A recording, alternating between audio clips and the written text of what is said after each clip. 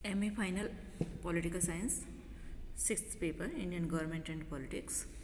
और आज का हमारा टॉपिक है जाति और भारतीय राजनीति, the caste and Indian politics.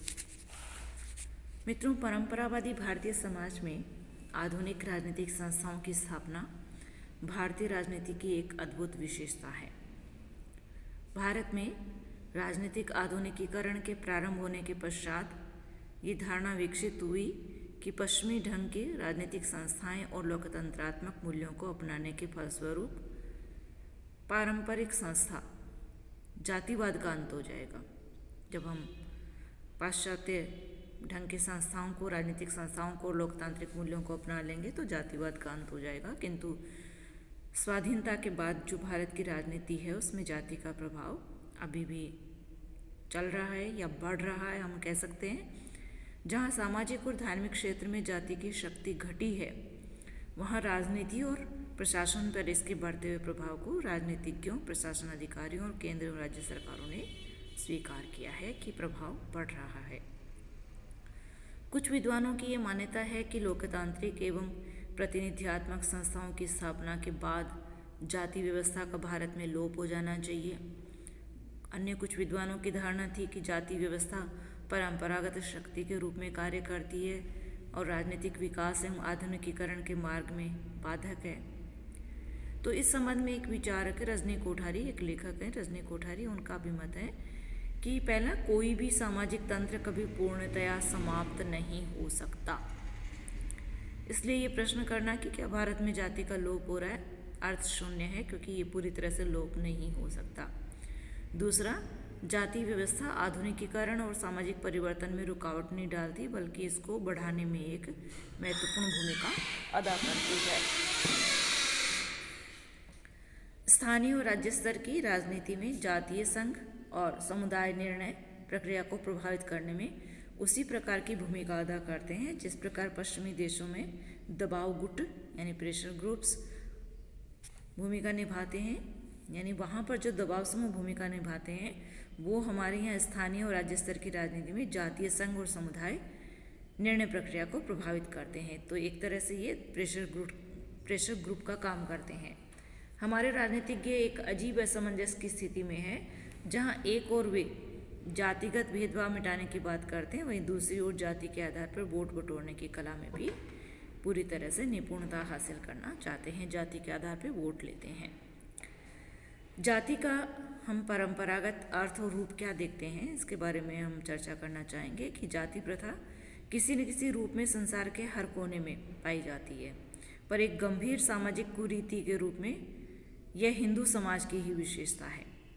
वैसे इस्लाम और ईसाई समाज भी इसके प्रभाव से अछूते नहीं रह सके, वहाँ भी जाति प्रथा है।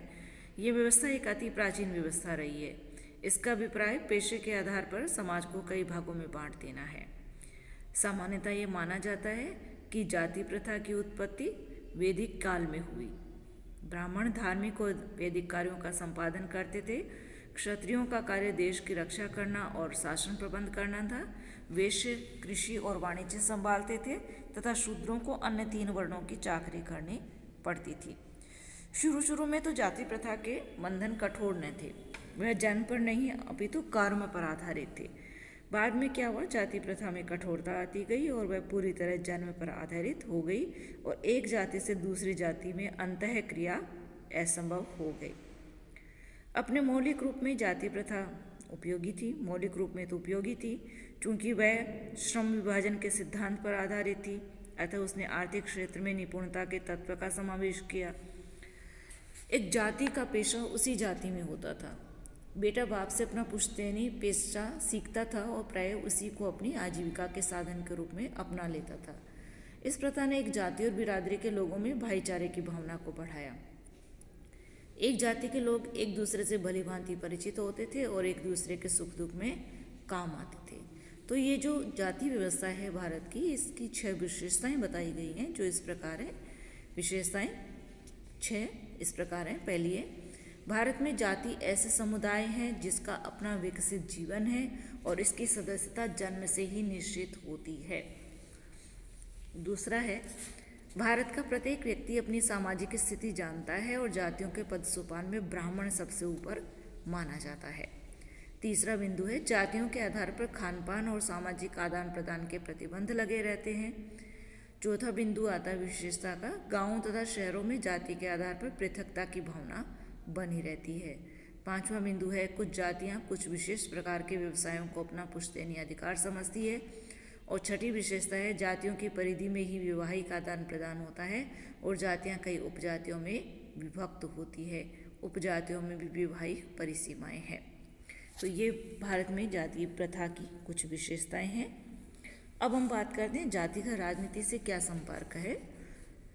स्वाधीनता संग्राम के दौरान ऐसा दिखाई देता था कि जनता पर जातिवाद का प्रभाव कम हो रहा है, किंतु स्वतंत्रता प्राप्ति के उपरांत जातिवाद ने फिर जोर पकड़ा और वयस्क मताधिकार व्यवस्था के देश में लागू कर दिए जाने के परिणाम स्वरूप ये एक राजनीतिक शक्ति के रूप में उदित हुआ। वैसे राजनीति पर जातिगत प्रभाव जो है प्रतिनिधि व्यवस्था के लागू होने के समय शुरू हो गया था, किंतु ये प्रभाव नगण्य ही था।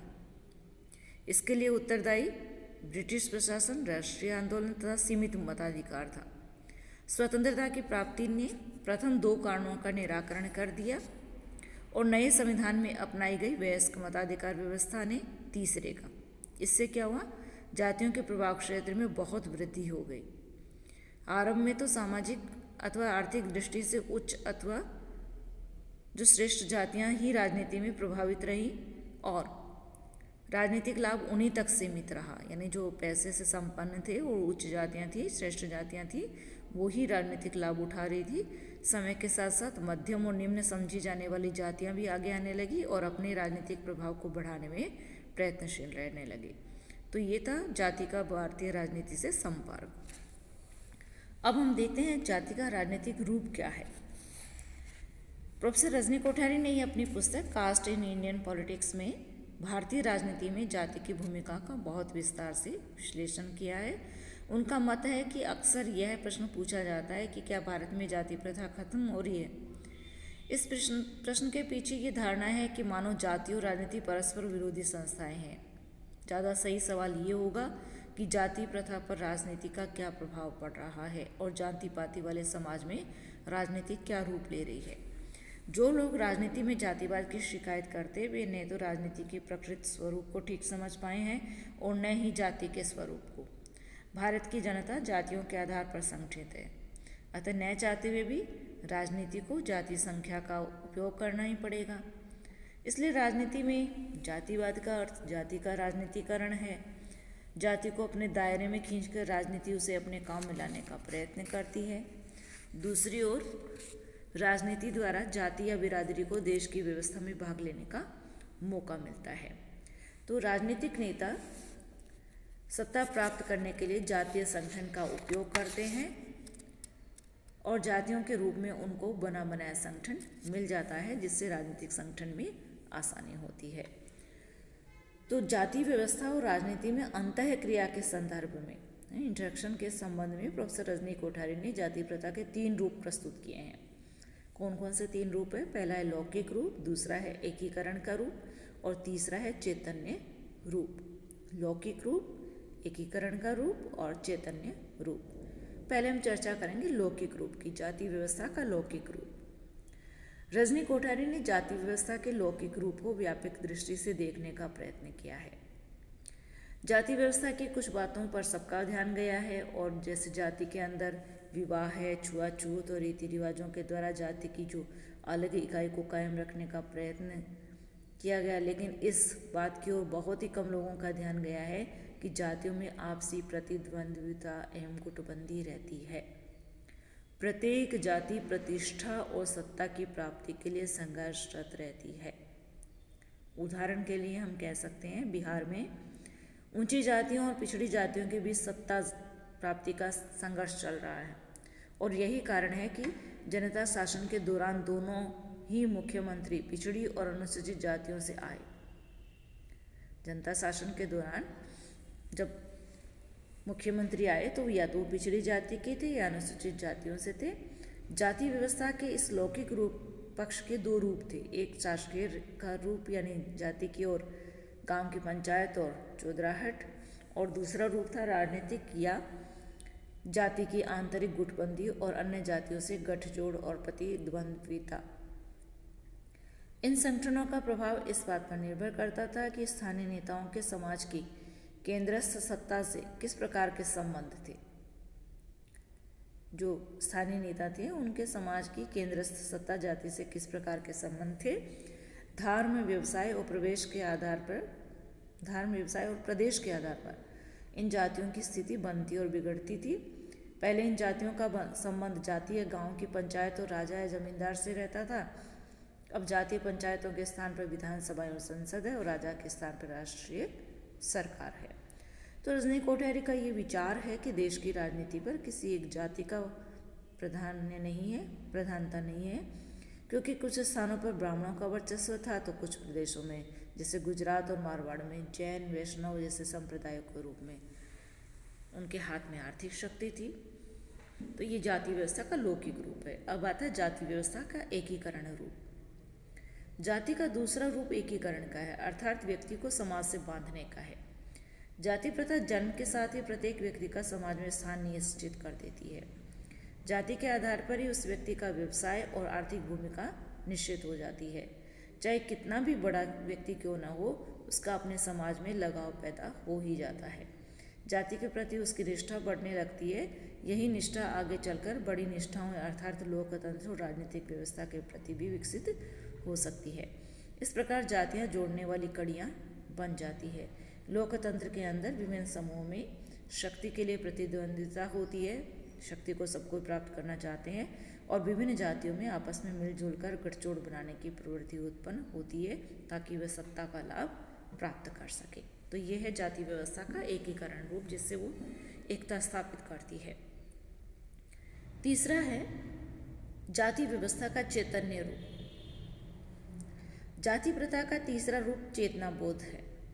कुछ जातियां अपने को उच्च समझती हैं और इस कारण समाज में उनकी विशेष प्रतिष्ठा होती है।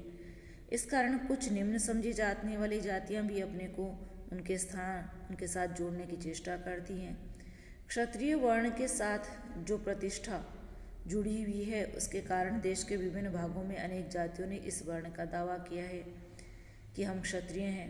कुछ जातियों ने इसी प्रकार ब्राह्मण पद का भी दावा किया है कि हम ब्राह्मण हैं। तो राजनीतिक, आर्थिक और सामाजिक स्थिति में परिवर्तन के परिणाम स्वरूप जाति विशेष की स्थिति भी बदलती है। सामाजिक व्यवहार में अलग अलग स्तर पर अलग अलग रूप धारण करने के कारण जाति व्यवस्था में लोच और परिवर्तनशीलता आ जाती है, उसमें लचीलापन आ जाता है।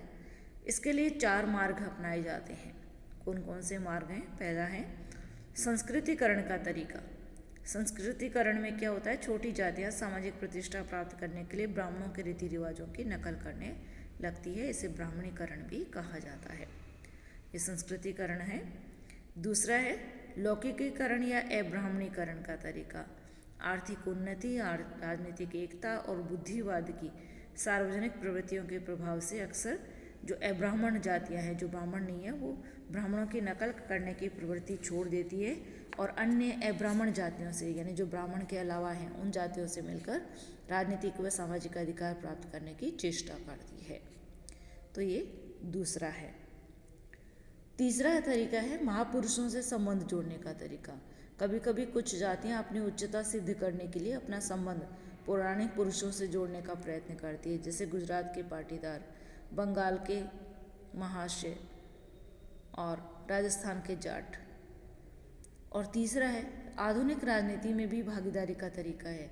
कुछ जातियां सीधे ही आधुनिक राजनीति में भाग लेने लगी हैं और इस प्रकार उन्होंने समाज में भी उच्च स्थिति प्राप्त की है और आंध्र प्रदेश और बिहार इसके उदाहरण हैं। तो प्रोफेसर रजनी कोठारी ने जो ये बताया है कि जाति व्यवस्था और राजनीति में अंतःक्रिया के संदर्भ में किस प्रकार से जाति व्यवस्था के 3 रूप हमारे सामने आते हैं, वो 3 रूप हमने समझे हैं। जाति व्यवस्था का लौकिक रूप, जाति व्यवस्था का एकीकरण रूप और जाति व्यवस्था का चैतन्य रूप। आज के लिए इतना ही। धन्यवाद।